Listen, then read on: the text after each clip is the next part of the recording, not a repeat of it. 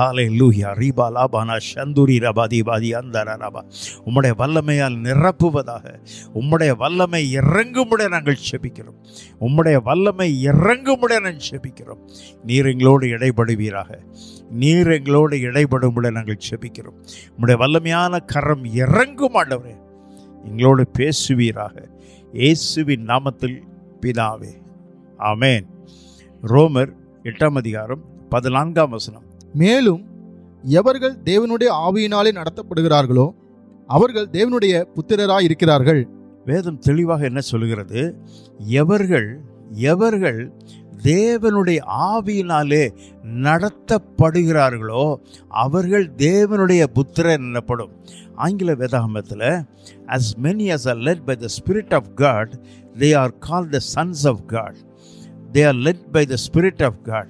எவர்கள், நல்லா கேட்டுங்க, எவர்கள் தேவனுடைய ஆவியினாலே நடத்தப்படுகிறார்களோ அவர்கள் தேவனுடைய பிள்ளைகளாய் இருக்கிறார்கள். பரிசுத்தாவின் அபிஷேகத்தை பெற்ற அனுபவம் ஒரு பக்கம், எல்லா வாஞ்சியோடு கேட்டு கர்த்தர் அபிஷேகித்தார், பரிசுத்தாவினால் நிரப்பினார் என்ற ஒரு மகிழ்ச்சியுடன் இருக்கிறோம். ஆனால் அதோடு நின்று விடாதபடி என் வாழ்க்கையில் அனுதினமும் கர்த்தர் நடத்துகிறார், ஆவியானவர் நடத்துகிறார். ஆவியானவர் உன்னை நல்ல வழியிலே தான் நடத்துவார்.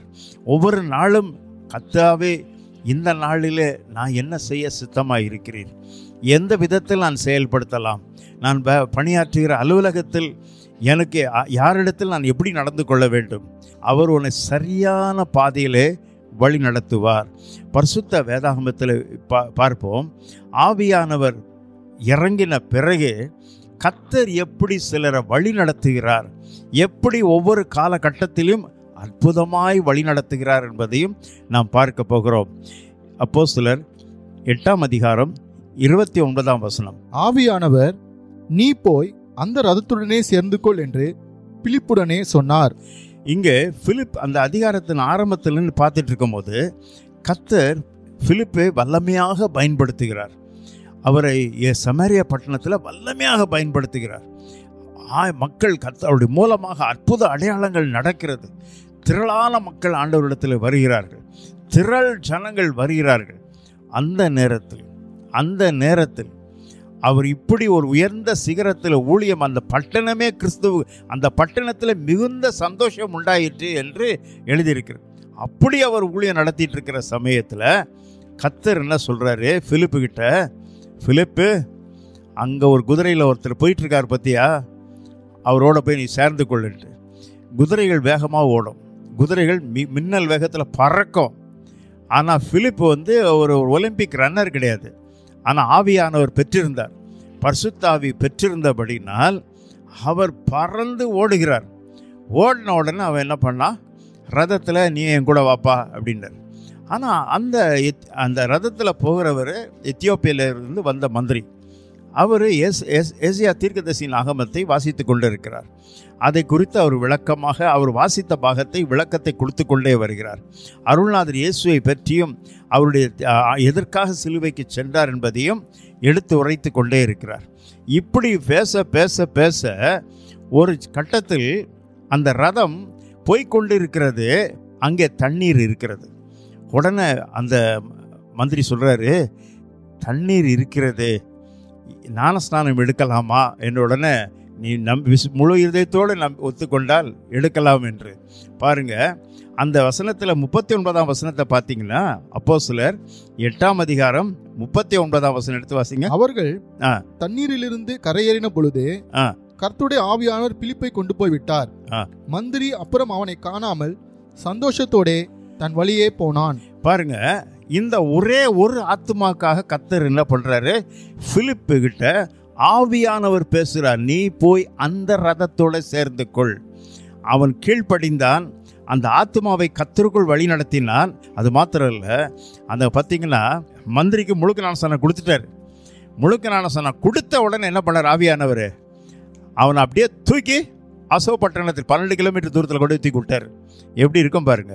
அதாவது ஊழியத்தை கர்த்தர் ரொம்ப அழகாக கொண்டு போறார். நீ போய் அந்த ரதத்துடனே சேர்ந்து கொள்.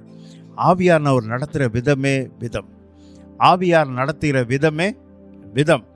ஆவியானவர் பேசுவார், ஆவியானவர் நடத்துவார். எவர்கள் தேவனுடைய ஆவியினாலே நடத்தப்படுகிறார்களோ அவர்கள் தேவனுடைய புத்திரர் என்னப்படும்.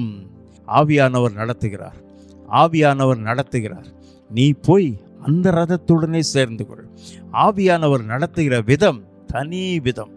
அவர் உன்னை சரியான பாதையில் நடத்துவார். இந்த காரியத்துக்கு நான் எப்படி செய்வேன், இந்த காரியத்தில் நான் யாரை போய் கான்டாக்ட் பண்ணுவேன், யாரிடத்தில் அணுகுவேன். கர்த்தர் சொல்வார், கவலைப்படாத, நீ இந்த ஆள்கிட்ட போய் பேசு, இந்த நபரை போய் பாரு. ஆவியானவர் நடத்துகிற விதம் தனி விதம். அதுதான் நம் ஆண்டவரிடத்தில் சமூகத்தில் காத்திருந்து, பரிசுத்த ஆவியானவரே நீரனை நடத்தும், நீரனை நடத்தும். Holy spirit lead me lord, lead me in the right path. எவர்கள் தேவனுடைய ஆவியினாலே நடத்தப்படுகிறார்களோ அவர்கள் தேவனுடைய புத்திரர் என்னப்படும். ஆவியானவர் நடத்துகிற விதம் தனி விதம். கர்த்தர் சகல விதத்தையும் அற்புதமாய் நடத்துவார். கர்த்தர் ஒரு திட்டத்தை கொடுத்தால் நடத்துவார், ஆவியானவர் நடத்துவார். கர்த்தர் தம்முடைய பிள்ளைகளை கைவிடவே மாட்டார். அவர் நேற்றும் இன்றும் என்றும் மாறாதவர். அந்த வேதாகமத்தினுடைய அனுபவத்தை பாருங்க. அப்போஸ்தலர் 10ஆம் அதிகாரம் 19ஆம் வசனம். பேதுரு அந்த தரிசனத்தை குறித்து சிந்தனை பண்ணி கொண்டிருக்கையில் ஆவியானவர், இதோ 3 மனுஷர் உன்னை தேடுகிறார்கள், நீ எழுந்து இறங்கி ஒன்றுக்கும் சந்தேகப்படாமல் அவர்களுடனே கூட போ, நானே அவர்களை அனுப்பினேன் என்று அவனுக்கு சொன்னார். இங்கே பேதுரு பசி உண்டாயிற்று. வானத்தில் இருந்து ஒரு துப்பட்டி இறங்கி எல்லா மிருக ஜீவன்கள் இறங்கும் பொழுது அடித்து புசின்னு கர்த்தர் சொல்றாரு. அப்போ அவர் சொல்றார், தீட்டுள்ளதும் அசுத்தமுள்ளதும் ஒன்று என் வாயில் போகாதுன்ட்டு. அது அதுக்கு 3 இடம் சொன்னார். அதுக்கப்புறம் அந்த தரிசனமும் போயிடுச்சு. உடனே இதை பார்த்துக்கிட்டு அவர் அப்படியே சிந்தனை பண்ணிக்கிட்டே இருக்கிறார். சிந்தனை பண்ணிக்கிட்டே இருக்கும்போது திடீரென்று ஆவியானவர் சொல்கிறாரு 19ஆம் வசனத்தில், 3 பேர் உன்னை தேடி வந்திருக்கிறார்கள், நீ என்ன பண்ணக்கூடாது, ஒன்றுக்கும் சந்தேகப்படக்கூடாது. இவ்வளோ நேரம் தரிசனத்தை பற்றி சந்தேகப்பட்ட, இனி தரிசனத்தில் பற்றி சந்தேகப்படக்கூடாது. அவர்களை நானே அனுப்பினேன், அவர்களுடனே கூட நீ போ. உடனே பேதுரு கிளம்பிட்டார். அவங்களோட போனார். போய் கொர்நேலியு வீட்டுக்கு போகிறார். இராணுவத்தில் பெரிய அதிகாரி. அந்த இடத்துல போன உடனே அந்த கொர்நேலியு முன்னால் அப்படியே காலில் விழுறான். இன்னொரு சொல்கிறார், நல்ல நான் சாதாரண மனுஷன்தான். உடனே அவர்களுக்கெல்லாம் அருள்நாதர் இயேசுவை பற்றி பிரசங்கிக்கிறார். 44ஆம் வசனத்தில், பேதுரு இந்த வசனத்தை பேசி கொண்டிருக்கையில் வசனத்தை கேட்ட யாவர் மேலும் பரிசுத்த ஆவியானவர் இறங்கினார். ஹல்லேலூயா! எவ்வளோ பெரிய பாக்கியமாக இருக்கு பாருங்க. பேசிட்டே இருக்கிறாரு. எல்லாரும் அபிஷேகத்துக்குள்ள வழி நடத்தப்பட்டது. அத்தனை பேர் நடத்தப்பட்டார்.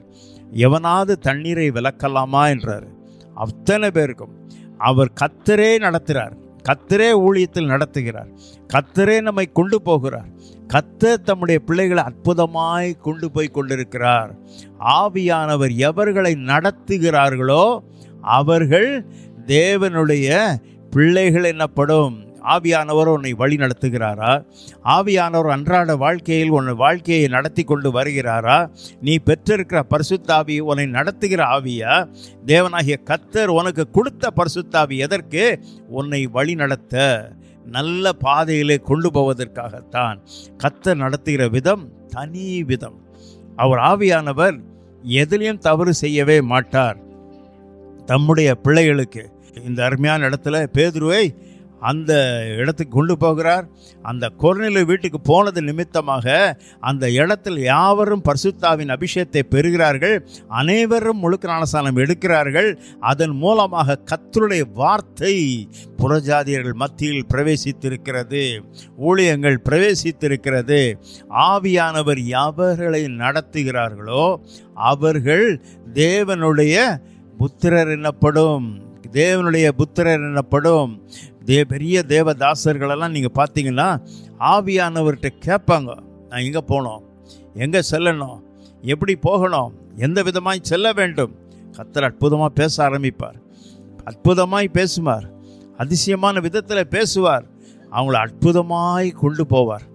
அற்புதமாய் கொண்டு போய் அவளை வழி நடத்துவார். அதுதான் நம்முடைய தேவன். That is the mighty power of Jesus Christ of Nazareth. ஆவியானவர் நம்மை நடத்துகிற விதம் தனி விதம்.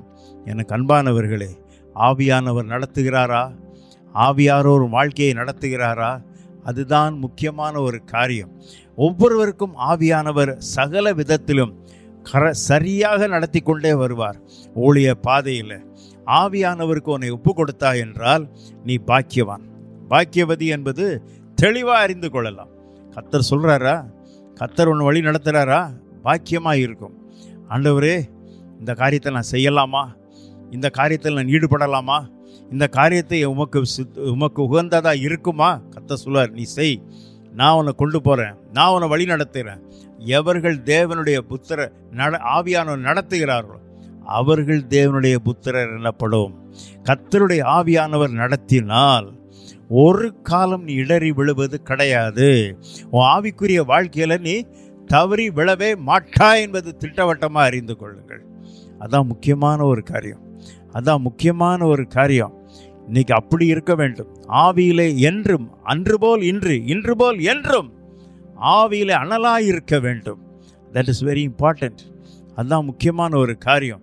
எனக்கு அன்பானவர்களே, ஆவியானவர் நம்மை நடத்தினால் ஒரு காலம் நீ இடறி விழுவதில்லை, ஒரு காலம் நீ பின்மாற்றம் அடைய மாட்டாய், ஒரு காலம் நீ கர்த்தருக்கு விரோதமாக எந்த காரியத்தில் ஈடுபட மாட்டாய். ஆவியானவர் என்ன சொல்கிறார் அதான் நான் செய்வேன். கர்த்தர் என்ன சொல்கிறார் அதுக்கு தான் நான் செவி கொடுப்பேன். அதுதான் வெற்றி உள்ள கிறிஸ்தவ வாழ்க்கையாய் இருக்கிறது. அடுத்த காரியத்தை நாம் பார்க்க வேண்டும். அப்போஸ்தலர் 16வது அதிகாரம் 6வது வசனம். அவர்கள் பிரிகியா கலாத்தியா நாடுகளை கடந்து போன போது ஆசியாவிலே வசனத்தை சொல்லாதபடிக்கு பரிசுத்த ஆவியினாலே தடை பண்ணப்பட்டு. பாருங்க, பவுல் பல ஊர்களுக்கு செல்கிறார், பல இடங்களுக்கு போகிறார். ஆனால் அவருடைய ஊழியத்துக்கு ஒரு சில இடத்துல என்ன வருது? தடை. யார் கொண்டார் இந்த தடை? ஆவியானவர். ஆவியானவர் சொல்கிறார், எப்பா நீ எங்கெல்லாம் போகாத, நீ எங்கெல்லாம் போகாத, நீ போயிரு, இந்த இடத்துக்கெல்லாம் போகாத. ஆவியானவர் தடை பண்ணுறாரு. இன்றைக்கி அதுதான் பெரிய காரியமாக இருக்குது. கர்த்தருடைய ஆவியானவர் சில இடத்துல அனுப்பிட்டு இருப்பார். சில இடத்துல என்ன சொல்லுவார், நீ அங்கே போகாத, உனக்கு ஆபத்து வரும், உயிருக்கு ஆபத்து, உனக்கு அங்கே சரியாக இருக்காது, தெளிவாக சொல்லிடுவாங்க. ஆவியானவர் தடை பண்ணுறாருன்னா அது நம்முடைய நன்மைக்கு தான், நம்முடைய நன்மைக்கு தான். ரோமர் 8:28 வாசித்து பாருங்க. அன்றியும் அவருடைய தீர்மானத்தின்படி அழைக்கப்பட்டவர்களுக்கு சகலமும் நன்மைக்கேதுவாகவே இருக்கும், நன்மைக்கேதுவாகவே இருக்கும். All things work to good to them that love God. கர்த்தர் உனக்கு ஒரு தீமை, இந்த இடத்துக்கு போகாத அப்படின்னா உடனே கீழ்ப்படினோம். இல்லை நான் போய்வே தீருவேன், அப்போ தான் ஆபத்தில் முடிக்கிறோம். எப்பவுமே நம்ம ஆவியானவருக்கு கீழ்ப்படிந்த மகன் மகள் என்றென்றைக்கும் கிறிஸ்துவுக்குள் வாழ முடியும், இருக்க முடியும். நம் ஆவியானவருக்கு கீழ்ப்படிந்து கொண்டே இருப்போம் என்றால் நம்முடைய ஆவிக்குரிய வாழ்க்கை தொடர்ந்து பயணத்தில் இருந்து கொண்டே இருப்போம். இந்த பாக்கியமான அனுபவத்தோடு நாம் இருக்க முடியும். பாக்கியமான அனுபவம். ஆவியானவருக்கு நம்ம கீழ்ப்படுகிறோமா? சிறு காரியமானாலும் சரி, பெரிய காரியமானாலும் சரி, கர்த்தர் நமக்கு ஒரு காரியத்தை சொன்னால் செய்ய வேண்டும். கர்த்தர் ஒரு இடத்துக்கு போன்னு சொன்னால் போக வேண்டும். இந்த மனுஷனை பாருன்னா பார்க்கணும். கர்த்தர் தான் வழி நடத்துகிறார், நாம் அவருடைய பிரதிநிதி. ஆவியானவர் நமக்கு வழி நடத்துகிற கருவியாக இருக்கிறார். கர்த்தரிடத்தில் முழுமையாக ஒப்பு கொடுப்போம். ஒவ்வொரு நாள் காலையிலையும் எழுந்த உடனே, ஆண்டவரே, இந்த நாளில் நான் எங்கெல்லாம் போனோம், என்னுடைய ப்ரோக்ராம் ஷெட்யூலை, அந்த நாளுடைய அட்டவணையை நீங்கள் கொடுங்க, நீங்கள் சொல்லுங்கள், நீங்கள் சொல்லும் ஆண்டவரே, அடியேன் கேட்கிறேன். நிச்சயமாக நீ பாக்கியவான் பாக்கியவதியாய் இருப்பாய். கர்த்தர் யார் யார் அவருக்கு செவி கொடுக்கிறார்களோ, அவருடைய ஆவியானவருடைன்படி வழி நடத்துகிறாரோ அவர்களை கர்த்தர் ஆசீர்வதிப்பார், உயர்த்துவார், சகல விதத்திலும் உயர்த்துவார். நமக்கு தெரியாத காரியங்கள் தேவன் உனக்கு கற்றுத்தருவார். ஆவியானவருக்கு கீழ்ப்படுகிறாயா? ஆவியானவரின்படி நடத்துகிறாயா? உன்னுடைய வாழ்க்கை தரம் உயரும். உன்னுடைய வாழ்க்கையில் ஒரு பெரிய ஆசீர்வாதம் கடந்து போகும் என்பதற்கு சந்தேகமே கிடையாது. ஆண்டவருக்கு நம்ம ஒப்பு கொடுத்து, ஆவியானவரே நீங்கள் சொல்லுங்கள் என்ன செய்யணும், அதன்படி நான் செய்கிறேன். கர்த்தர் நிச்சயமாக உனக்கு ஒரு பெரிய ஆசீர்வாதத்தை வைத்திருக்கிறார். எல்லார் கண்களை மூடி கர்த்தரை நோக்கி பார்ப்போமாக. வானத்தையும் பூமியையும் படைத்த சர்வதிகாரமுள்ள இயேசுவே, இந்த அருமையான வேளைக்காமக்கு நன்றியோட ஸ்தோத்திரம். உடைய வல்லமையான கரம் எங்கள் மத்தியில் இறங்கி கிரியை செய்யும்படி நாங்கள் ஜெபிக்கிறோம். உடைய வல்லமையான கரம் இறங்குவதாக ஒவ்வொருவரோடு இடைபடும்படி நாங்கள் ஜெபிக்கிறோம். ஒவ்வொருத்தரோடு பேசுவீராக. இப்பொழுது ஆவியானவருக்கு எங்கள் முழுமையாக ஒப்பு கொடுக்கிறோம் ஆண்டவரே. இங்கே அமர்ந்திருக்கிற யாவரும் வாயை திறந்து ஆண்டவரை ஸ்தோத்திரிப்போமாக. எல்லாரும் வாயிலை திறந்து, ஆண்டவரே, நான் உங்கள் காரியத்துக்கு, உங்கள் வார்த்தைக்கு நான் செவி கொடுக்கிறேன், ஆவியானவருக்கு நான் கீழ்ப்படுகிறேன் என்று வாய் திறந்து சொல்லுங்கள். ஆவியானவருக்கு நான் கீழ்ப்படுகிறேன். I will obey the voice of God. I will obey the voice of the Holy Spirit. கர்த்தர் கீழ்ப்படுகிற மகளை ஆசீர்வதிக்க விரும்புகிறார், உயர்த்த விரும்புகிறார். உனக்கு ஒரு பெரிய ஆசீர்வாதம் காத்து கொண்டு இருக்கிறது.